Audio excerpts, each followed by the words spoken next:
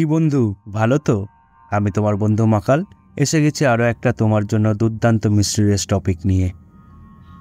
আজ আমরা আলোচনা করব এক অদ্ভুত কিন্তু সত্যি ঘটনা নিয়ে, যেটা শোনার পর তুমি একবার হলেও ভাবতে মজবুর হবে। সব খেলার সেরা বাঙালির তুমি ফুটবল, এই লাইনটা বাঙালির রন্ধ্রে রন্ধ্রে মিশে আছে সেই ছোটবেলা থেকেই। কিন্তু এই ফুটবলে যদি মিশে যায় ব্ল্যাক ম্যাজিক কিংবা কালা জাদু, কি ব্যাপারটা ইন্টারেস্টিং লাগছে না? তবে বেশি দেরি না করে কানে হেডফোন দিয়ে ঘরের একটা শান্ত কোণা বেছে নাও ভিডিওতে অগ্রসর হওয়ার আগে।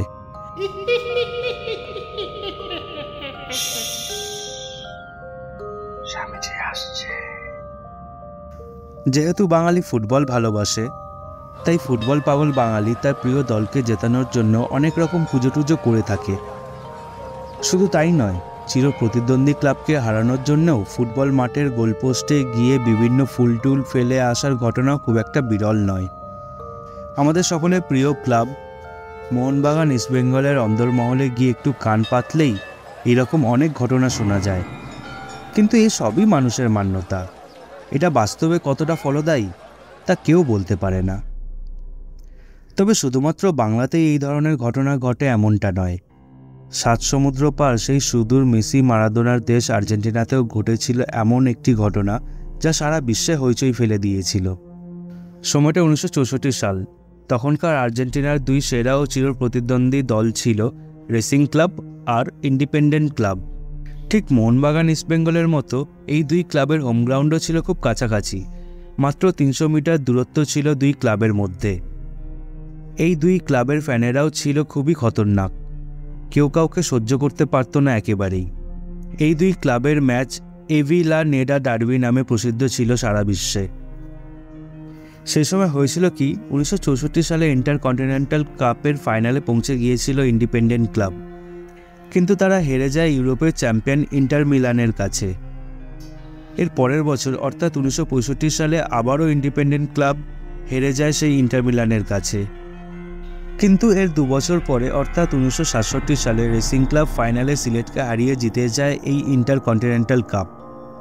এই ঘটনায় রেসিং ক্লাবের ফ্যানেরা আনন্দে উল্লাসে পাগল হয়ে গেলেও ইন্ডিপেন্ডেন্ট ক্লাবের ফ্যানেদের মনে তৈরি হয় গভীর ঈর্ষা, কারণ তারা এর আগে 2 বার ফাইনালে গিয়েও জিততে পারেনি।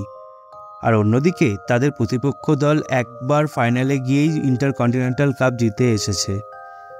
স্বাভাবিকভাবে হিংসা তো হবেই, কিন্তু ইন্ডিপেন্ডেন্ট ক্লাবের কয়েকজন সমর্থক এই হিংসায় এতটাই উন্মাদ হয়ে গিয়েছিল যে তারা কালা জাদু করে বসে রেসিং ক্লাবের ওপর। তারা করে কি, লুকিয়ে চুরিয়ে রেসিং ক্লাবের হোম গ্রাউন্ডে পৌঁছায় এবং সেখানে মাঠের বিভিন্ন প্রান্তে কবর দিয়ে আসে 7খানা মৃত বিড়ালকে। যদিও এর পরপরই এই ঘটনার কথা জানতে পারে রেসিং ক্লাবের কর্মকর্তারা, কিন্তু তখন তারা এই ঘটনায় বিশেষ কর্ণপাত করেননি। তারা ভেবেছিল এই সবই অন্ধবিশ্বাস, এর ফলে তাদের খেলায় কোনো প্রভাব পড়বে না। তারা এত বড় ক্লাব, এত ভালো ভালো প্লেয়ার আছে তাদের, বিশ্বমানের কোচ রয়েছে তাদের, তা সত্ত্বেও কিছু মৃত বিড়ালের কারণে তারা হেরে যাবে, এটাও কি কখনো সম্ভব হয় নাকি? কিন্তু এরপরেই শুরু হয় সেই 7 বিড়ালের অভিশাপ। ওই একই বছর এভিলা নেডা ডার্বি হয় রেসিং ক্লাবের হোম গ্রাউন্ডে। সেই ম্যাচে 4-0 রেসিং ক্লাব হেরে যায় ইন্ডিপেন্ডেন্ট ক্লাবের কাছে। এর পরের বছরও তাদের ন্যাশনাল লিগে 3য় স্থানে সমাপ্ত করা ইন্টারকন্টিনেন্টাল কাপে যেতেই পারেনি রেসিং ক্লাব।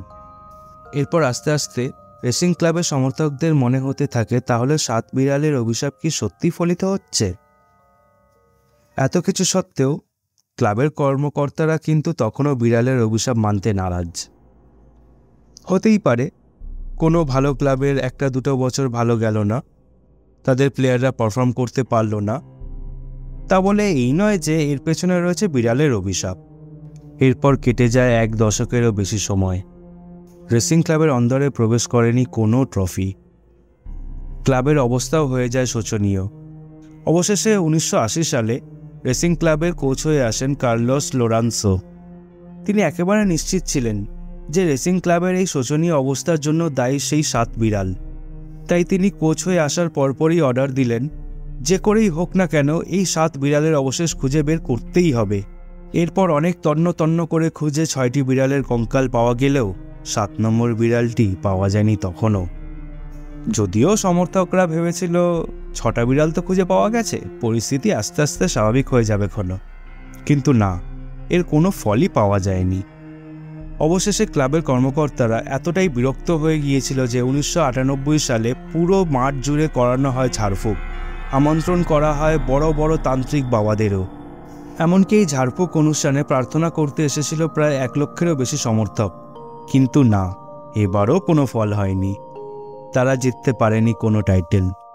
শুধু তাই নয়, 1999 সালে তো আর্থিক সংকটে পড়ে একেবারে বন্ধ হতে যাচ্ছিল এই ক্লাবটি, কিন্তু যেন তেন প্রকারে বেঁচে যায় সেবারের মতন। সবশেষে 2001 সালে এই ক্লাবের হেড কোচ হয়ে আসেন রিনাল্ডো মিরলিস। তিনি এসে প্রথমেই বলেন রেসিং ক্লাব ততদিন পর্যন্ত কোনো টাইটেল জিততে পারবে না যতদিন না ওই 7 নম্বর বিড়ালটিকে খুঁজে পাওয়া যাচ্ছে। সুতরাং আবার শুরু করা হলো খুদাই। একেবারে চিরুনি তল্লাশি করা হলো পুরো মাঠ ও মাঠ লাগোয়া স্টেডিয়াম জুড়ে। অবশেষে এক কংক্রিটের জায়গা থেকে উদ্ধার করা গেল সেই 7 নম্বর বিড়ালটিকে। আশ্চর্যের বিষয় হলো এরপরেই 34 বছর পর প্রথম লিগ টাইটেল জিতে যায় রেসিং ক্লাব। হ্যাঁ বন্ধুরা, শুনতে অবাক লাগলেও এটাই ঘটেছিল আর্জেন্টিনার বিখ্যাত রেসিং ক্লাবের সাথে। মাত্র 7খানা বিড়ালের অভিশাপ 34 বছর ধরে আটকে রেখেছিল রেসিং ক্লাবকে। তাহলে বলো বন্ধু, তোমার কি মনে হয় এই 7 বিড়ালের অভিশাপ কি সত্যি ছিল, নাকি এটা শুধুমাত্র একটা কাকতালীয় ঘটনা মাত্র? কমেন্ট বক্স খোলাই আছে, জানাও আমাদের। তবে ফুটবলের ইতিহাসে এটা একটা মাত্র ঘটনা নয়, এরকম আরও অনেক ঘটনা বর্তমান। যদি তোমরা এই ভিডিওটাতে মাত্র 25টা লাইক করে দিতে পারো, তাহলে অবশ্যই আমি ফুটবলের আরও যেসব অভিশাপ রয়েছে তা নিয়ে আরও একটা ভিডিও বানানোর চেষ্টা করব। এরকম আরও ভিডিও চটজলদি নোটিফিকেশন পেতে চাইলে চ্যানেলটা সাবস্ক্রাইব করে ঘন্টাটা বাজিয়ে দাও আস্তে করে, তবে কেউ যেন টের না পায়।